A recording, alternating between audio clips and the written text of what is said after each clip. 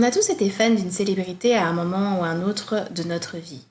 On a tous eu cette personnalité favorite, the star, celle qui, par son charisme, son succès et son talent, vous fascine. Ces figures presque irréelles, comme fabriquées par nos écrans, qu'on admire et auxquelles on aimerait tant ressembler. Pour ceux qui me suivent depuis la saison 1 du podcast, vous savez que j'ai été une ultra fan de Beyoncé pendant des années. En plus de sa beauté incontestée, le talent de Beyoncé, cette meuf sait chanter.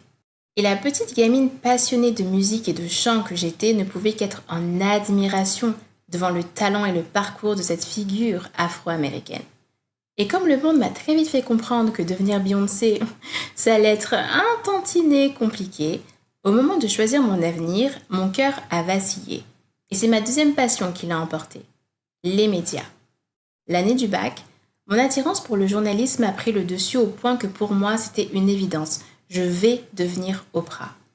Sauf que mon nouveau virage professionnel n'a pas fait l'unanimité à la maison. Parce que vous voyez, je suis une justicière dans l'âme. Et depuis toute petite, je n'arrêtais pas de dire à qui voulait l'entendre que je voulais être avocate. Depuis l'âge de 3 ans, c'était clair comme de l'eau de roche. Quand on me demandait « Et toi, tu veux faire quoi plus tard ?» je répondais sans hésiter « Avocate ». Alors, dans la tête de mes parents, changer subitement de vocation en plein milieu d'une année aussi cruciale que celle du bac, impossible. Bye bye Claire Chazal, bye bye Oprah, me voilà sur les bancs de la fac, en route pour devenir avocate. Épisode 16, Claire Chazal, Oprah et moi.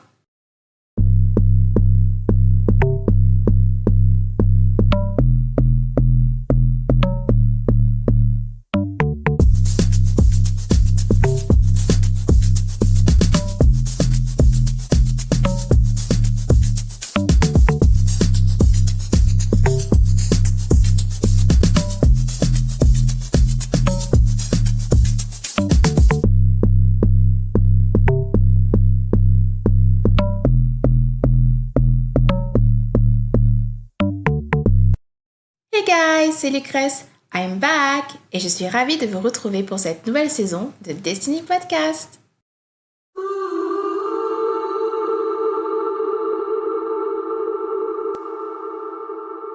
Beaucoup d'entre vous vont sûrement se reconnaître dans ce que je m'apprête à raconter. Vous savez, pour nous, enfants issus de l'immigration, en plus du choc culturel, il y a aussi un tantinet, ce petit choc générationnel. Même si j'ai eu de la chance d'être élevée par une maman très compréhensive, il y avait des petits détails du quotidien qui nous rappelaient à quel point nos façons de penser étaient parfois opposées. Pour beaucoup de nos parents, il y a ce qu'on appelle les vrais métiers et les autres.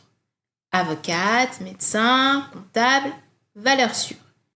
Il suffit de voir Ahmed Silla raconter la réaction de son père quand il lui a annoncé qu'il voulait devenir comédien. Pour nos parents, être acteur, chanteur et tout ce qui touche à l'artistique, c'est un métier de clown. Quand j'ai commencé à dire à mes parents que je voulais devenir journaliste, ma mère n'en revenait pas. Mais tu dis que tu veux être avocate depuis que tu as 3 ans et là tu changes subitement ? Quant à mon père, son argument était encore plus tranchant. Journaliste, c'est pas un vrai métier. Tu vas être pigiste pendant 10 ans, tu vas galérer.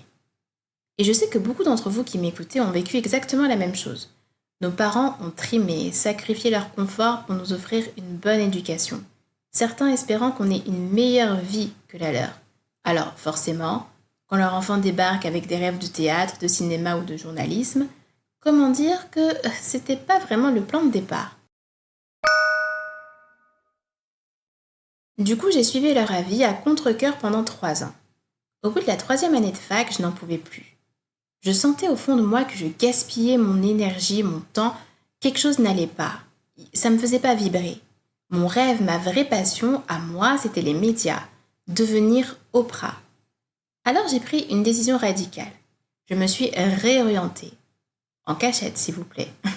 J'ai entamé les démarches pour être transférée dans une autre université et dans une autre filière. Et ce n'est qu'une fois que tout était bouclé administrativement parlant que j'ai annoncé à ma mère. Maman, je change de filière. Je vais étudier le journalisme. Et accessoirement, je pars vivre dans le sud de la France.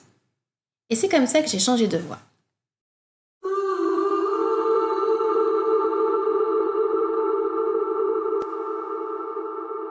Pour mon avant-dernière année d'études, j'ai eu la chance de passer un entretien pour travailler au sein de Sony Pictures Television, la boîte de production de l'émission Les Amours, à l'époque présentée par Tex. J'étais aux anges. Rien que la possibilité de décrocher un entretien était une victoire.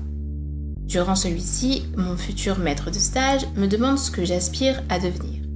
Je lui réponds « Je vais être l'Oprah française. J'étais obsédée par Oprah. » Il me regarde et me lance « Tu sais que tu es noire et que ça ne va pas être facile. »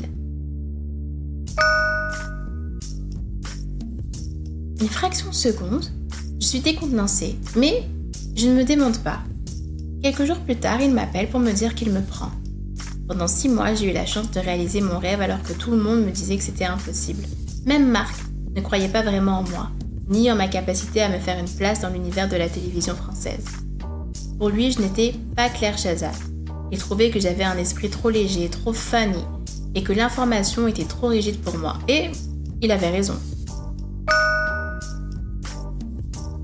Et contre toute attente, mon rêve a pris vie avec une ligne qui clairement me correspondait, les jeux télé. Moi, cette petite fille qui arrivait à apprendre ses leçons de français ou d'histoire en les transformant en paroles de chansons ou en se mettant dans la peau de Claire Chazal installée derrière son bureau à présenter les infos. Quand j'y repense, ça me fait rire. On me proposait toutes sortes de méthodes pour me faire apprendre mes leçons. Elles fonctionnaient sur les autres mais pas sur moi, je me sentais bête. Et puis un jour, je ne sais comment, Dieu seul sait, j'ai commencé à chanter ma leçon. Je peinais depuis 1 heure à retenir 2 lignes et je venais d'apprendre mon cours entier en le transformant en chanson. Une autre fois, face à mon bureau, la flemme totale d'apprendre ces 2 pages d'histoire m'a poussée pour tuer le temps à me prendre pour Claire Chazal.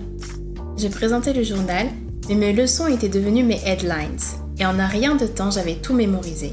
Bref, enfin, je mettais un pied dans cet univers pour lequel je me savais destinée. La vie des autres allait à l'encontre de ce que je ressentais au plus profond de moi. Et même si ça n'a pas été facile, c'est seulement quand j'ai écouté ma voix intérieure que j'ai vraiment goûté à l'épanouissement personnel. Aujourd'hui, mes parents ne m'en veulent absolument pas de ne pas les avoir écoutés. Mon père n'avait malgré tout pas tort sur un point. Travailler dans les médias, c'est accepter l'instabilité, l'absence de CDI, les périodes creuses. Et on en parlera plus tard dans cette saison. Des périodes creuses, croyez-moi que j'en ai connu.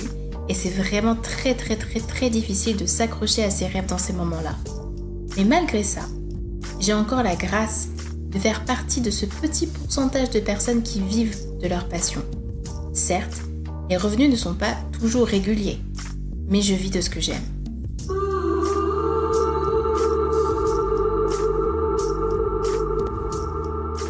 Si j'ouvre cette saison avec ce sujet, c'est pour vous rappeler que vous êtes appelés à réaliser vos rêves. Le podcast s'appelle Destiny Podcast. Vos rêves ne sont pas condamnés à mourir. Nous avons tous des dons et des talents uniques. Si vous vous souvenez de ce qui a animé votre cœur d'enfant ou d'adolescent, des choses pour lesquelles vous êtes naturellement doué, alors vous tenez la clé de votre bonheur, de votre épanouissement personnel et de votre destinée. Bien sûr, suivre sa passion demande des sacrifices, de la discipline. Au moment où je parle, au moment où j'enregistre cet épisode, il est 23h40. J'ai passé ma journée à travailler et je ne sais pas si vous le ressentez dans ma voix, mais quand même, je suis fatiguée. Je ferme ma parenthèse, mais c'est pour vous dire. Réaliser ses rêves, ça demande de surmonter la fatigue, ça demande de surmonter la peur de manquer, les doutes, les échecs, les tempêtes. Bien entendu, vivre de sa passion, ça ne veut pas forcément aussi dire que vous allez devenir Brad Pitt, Dadju, Beyoncé, Johnny Hallyday, Oprah ou Claire Chazal. On ne deviendra pas tous ultra riches, mais on sera à notre place. On ne manquera de rien une fois la percée atteinte. Et surtout, on aura la paix.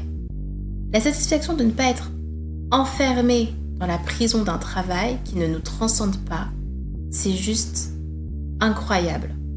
Vivre de sa passion ne veut pas forcément dire aussi quitter l'emploi qui vous nourrit aujourd'hui. Mais posez-vous juste la question 5 minutes. Votre vie ne serait-elle pas meilleure si en complément de votre travail quotidien, vous aviez un projet qui vous anime et qui, en plus de la joie qu'il vous procure, vous apporte un revenu supplémentaire. Avec le temps, mes inspirations ont évolué et j'ai fini par comprendre que je n'étais ni Claire Chazal ni Oprah. Je suis simplement moi et c'est largement suffisant. S'inspirer de figures emblématiques, c'est utile, mais ce ne sont que des repères, des boussoles qui nous orientent vers notre propre chemin. Elles nous motivent, nous permettent de nous projeter, mais au bout du compte, tout ce dont on a besoin est déjà en nous. Et c'est cette petite chose en nous que l'on néglige qui nous emmène souvent bien plus loin que l'on aurait cru. Vous tous qui m'écoutez, toi qui m'écoutes, vous avez en vous des dons et des talents uniques. Ne perds plus ton temps à vivre une vie qui t'empêche d'explorer ce pourquoi tu es réellement fait. Ose suivre ce feu, parce que je sais qu'il y en a un, qui brûle en toi. Qui sait où est-ce que ça pourra te mener? Leçon numéro 17. Ne gâche pas, ne gâche plus tes dons. Explore tes talents. Hey, c'était Lucrèce. Merci d'avoir écouté Destiny Podcast.